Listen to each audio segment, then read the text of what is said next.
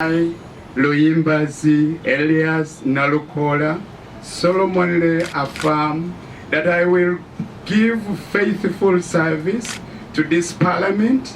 Mu Kampala olunaku olwaleero wadde ensala yaayo ku musango gw'ebyokulonda munnakibiina kya NRM Farida Nambi gwe yatwalayo ng'awakanya obuwanguzi bwa munnakibiina kya NUP obw'ekifo ky'omubaka owa Kawempe North. Farida Nambi yavuganya mu kalulu kano yagenda mu kkooti ng'agamba nti okulonda kwalimu ebirumira bingi okwali okugulirira abalonzi, effujjo eritagambika n'ebirala.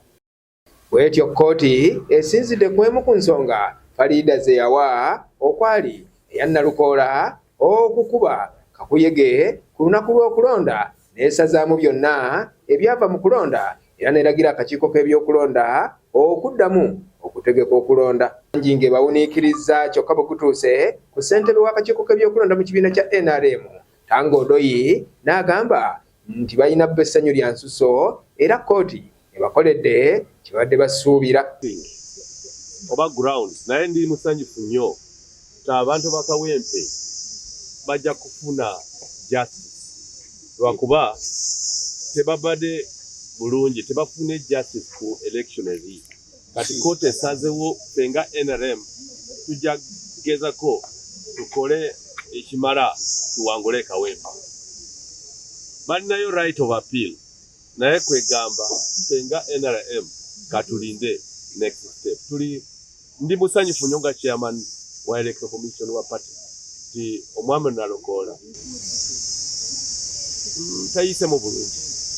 Buno obudde si butini instructions okuva mu kibiina kya National Unity Platform ne Honorable Elias Nalukola tujulye ensonga eno si lwakuba nti Honorable Nalukola atya nti baddayo mu kakawangula naye tujja kukkiriza kooti kubanga ekoze ensala enkyamu bweti ne tugireka ku bitabo bya kooti kubanga ebejja kuba eyeyambisibwa mu misango emirala ginaddako era ogitibaganga gulagibagirwa.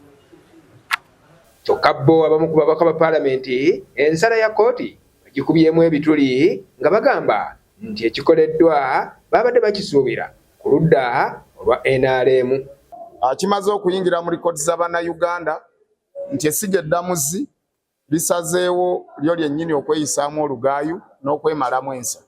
Kubanga bw'otunuulira ensalawo ya kkooti nti Nalukola yagulirira abalonzi, etteeka ly'ebyokulonda ku mutendera gw'ababaka ba paalamenti lirumika candidate abeera yeesimbyewo okubanga ye kennyini ng'omuntu aguliridde abalonzi oba ng'oyo aguliridde abalonzi akakasibwa nti yakikoze mu kukkaanya ne candidate. A court decision should not be expected and predetermined. Doesn't matter whether courts or the Electoral Commission has been faulted by the highest office. Courts should stand the test of time.